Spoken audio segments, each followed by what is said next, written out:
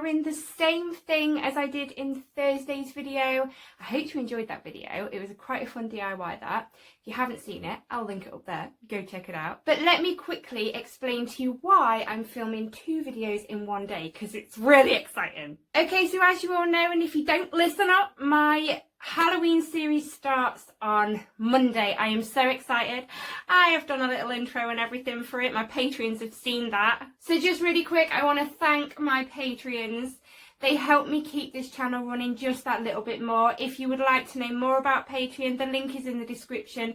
Go check it out. If it's for you, come and join us. But yeah, we've got my Halloween series coming up, but also Halloween is on a Saturday this year, and I upload on a Saturday. I think I would have probably come up with this anyway and uploaded it on this Halloween Saturday anyway, but more so because I do upload on a Saturday. I have a Halloween special coming up.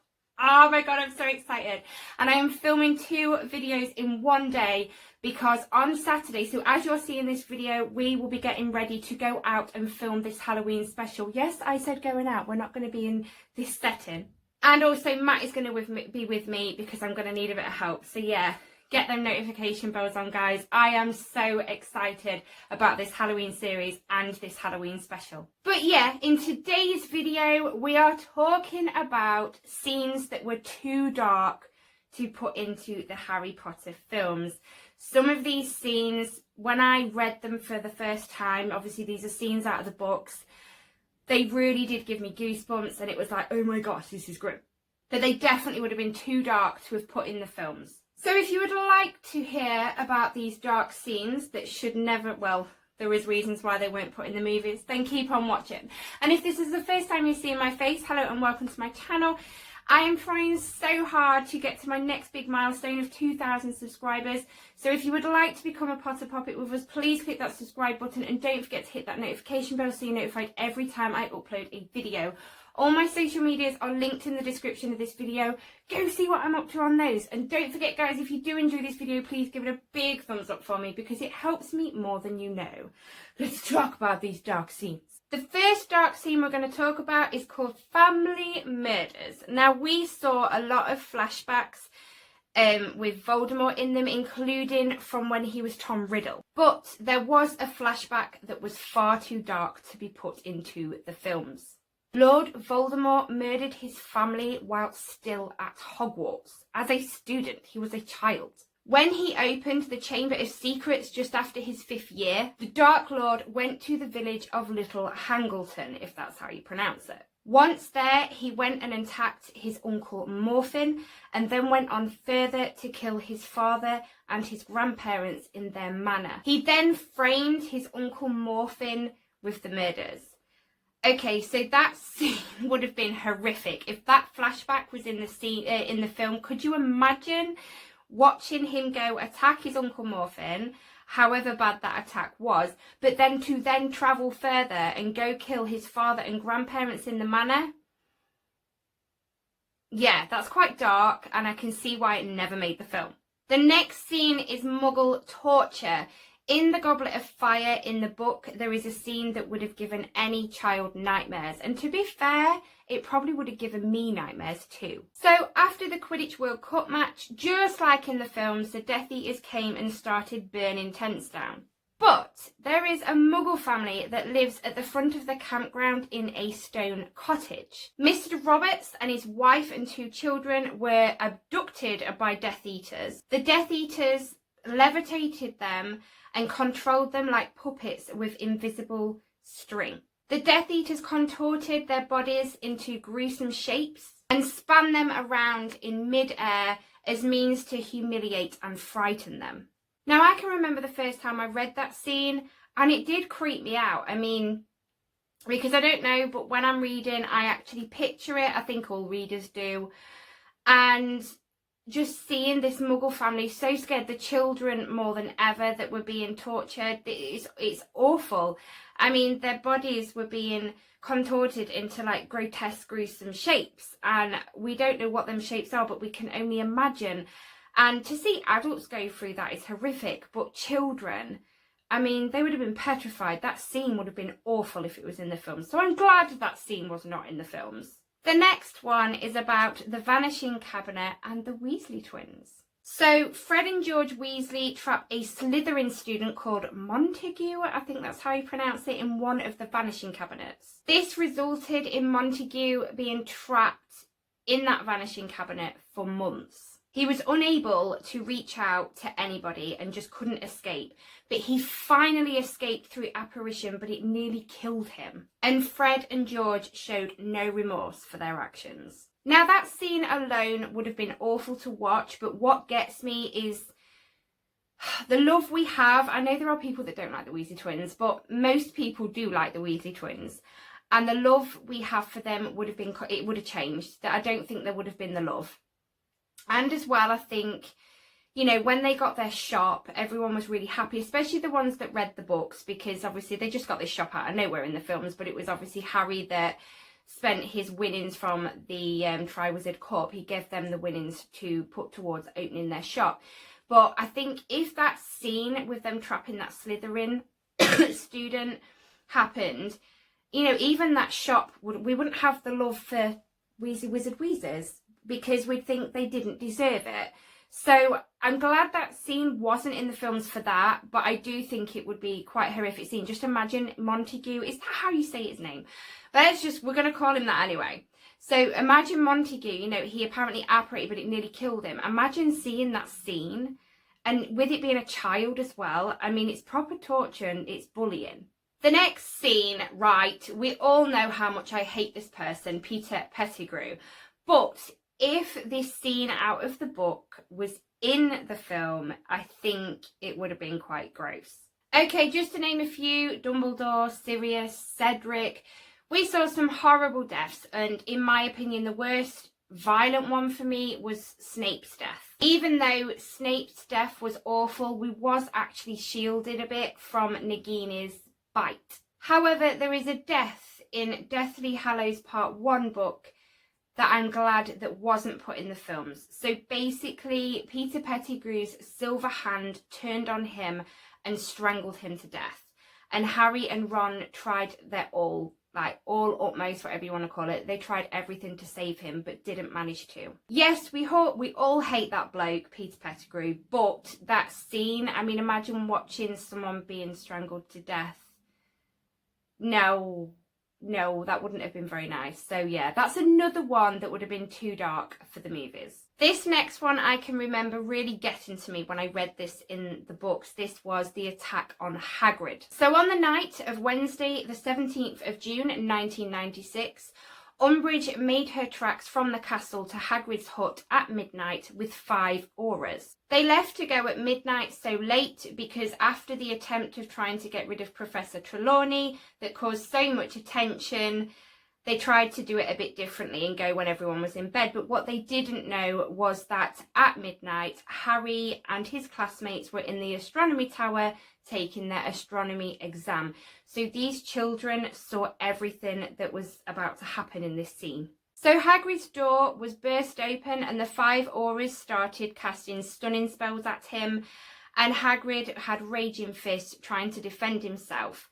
Fang, the loyal dog that he is, jumped in front and started to go at the Aurors, but one of the stunning spells hit him and he fell nastily and ended up unconscious. Naturally, this made Hagrid angry and he started to get more violent. That itself wouldn't have been nice to see because Hagrid is so gentle. But he picked the Auror up off the floor and threw him in the air like 10 feet. And it says in the book that when the Auror landed, he wasn't going to move again. That was horrible to read. As much as obviously what the Auror did was horrible, it would not have been nice. Could you imagine seeing that in the film? The next bit within that scene was that McGonagall came storming out of the castle to see what was going on. She only got halfway to Hagrid's hut when the other 4 Aurors at the same time cast the stunning spell at McGonagall, and all 4 spells hit her at the same moment and she fell really hard on her back. And again, it said she was not going to move again. Yeah, that was horrible. Hagrid just kept getting on more and more violent. In the end, he finished off the last Auror, I think, and then he ran out of the gates. And furthering with McGonagall's injuries. Madame Pomfrey couldn't heal her. It was too much. So she was transferred to St. Mungo's. Apparently her injuries were that bad and severe that they were surprised that she survived it with her age and how severe her injuries were. So a lot went on in that scene. You've got Hagrid getting violent. You've got Umbridge being Umbridge. Trust me, those of you that read the books, you will agree with me 100%, right, guys, that in the films, Umbridge is tame than what she is in the books.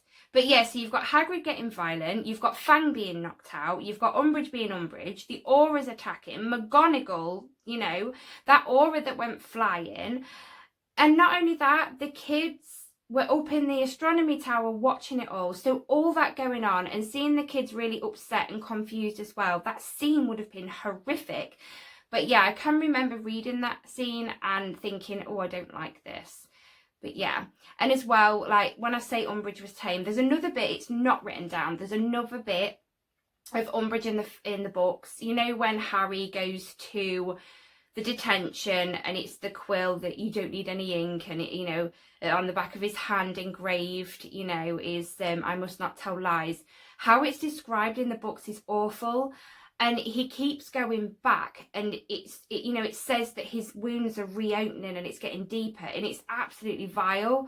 So that's another scene. But yeah, sorry, Hagrid's attack, yeah, that would have been so dark in the film, so dark. The next one is the Woes of Mrs. Weasley, which is the 9th chapter in the Order of the Phoenix. This made me very sad to read, and it would have been absolutely horrible to watch. So basically, Harry finds Mrs. Weasley in the drawing room, and she's sort of curled up in a corner against a dark wall, and she's crying, and in the middle of the floor was Ron, dead.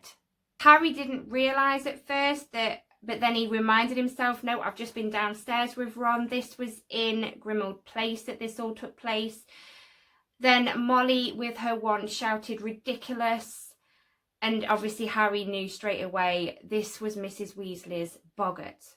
But because she was sobbing so hard, when she cast ridiculous, it didn't work. And Ron's body then transformed into Bill Weasley's body, dead on the carpet. And it was described that he had his eyes wide open, which wouldn't have been nice to see. She then cast ridiculous again, and Bill's body turned into Mr. Weasley, and it described him having blood coming down his face. She kept casting ridiculous, ended up having the twins laid on the floor dead, then Percy, and then even Harry. Now that scene, like I said, I remember reading it and I thought, this is just horrific. I think I cried. Molly crying, no. And it's also a fear that a lot of us have, losing family. But picturing Molly against that dark wall, absolutely sobbing, feeling helpless. You know, Ron laid there dead, Bill, Percy, the twins, Mr. Weasley, Harry. Yeah, that scene. I don't think I'd be able to watch that scene if it was in the films, and therefore I do think it would have been too dark, definitely. And it would have given kids nightmares. And the last one for this video, guys, is Sirius Black standing over Ron while he was in bed with a knife. So in the books, basically, in The Prisoner of Azkaban, this was before we knew Sirius was a good person. Everybody woke in the boys' dorm in the Gryffindor Tower to Ron screaming. Harry was the last to wake up, and as he woke up, he thought he heard the door slam. So basically, they were all saying, like, what's wrong? What's wrong? The curtain drapes around his bed, they were slashed, and he obviously said that Sirius Black was standing over him with a knife. And I can remember reading that, and it was like, oh my gosh, it was, yeah. Even though I read the books after watching the films, it was still really creepy to read. Everybody said to Ron that he must have been dreaming, but he was adamant this was not a dream. And even McGonagall got disturbed and ended up coming to see what was going on. And she said he must have been dreaming too. So then Ron said, go and ask the portrait. So at the time, Sir Cadogan, if that's how you say his name, was the portrait for the Gryffindor common room, because the fat lady had been scared off by Sirius. I'm sure that's right, but it was Sir Cadogan that took over anyway, as the portrait. Now, he changed the password all the time. When McGonagall went to talk to him and say, she said, did you let a man through? And he said, yes, I did. And she said, but what about the password? And he said, well, he read the whole week's list, the whole week's worth of passwords on a list on a piece of paper. This piece of paper was Neville Longbottom's that he carried around because he always forgot the password to get in the dorm. So yeah, it turned out Sirius Black was in their dorm, and he was over Ron's bed holding a knife. But obviously we know he wasn't after Ron, he was after Scabbers. But to read it, like I said, yes, I read the books after, so I knew Sirius was a good guy. But to read it was awful. And could you imagine reading that if it was your first time knowing the story? It would really scare you. And whether you've seen the film for the first time or the 100th time, I think that scene would have looked awful. So there you have it, guys. They are the list of just a few dark scenes, why they weren't put in the movies. Scenes that I'm glad they weren't put in the movies because they're too dark. There are more. If you would like me to do another one, let me know, and I will sort another one out for the future with other dark moments.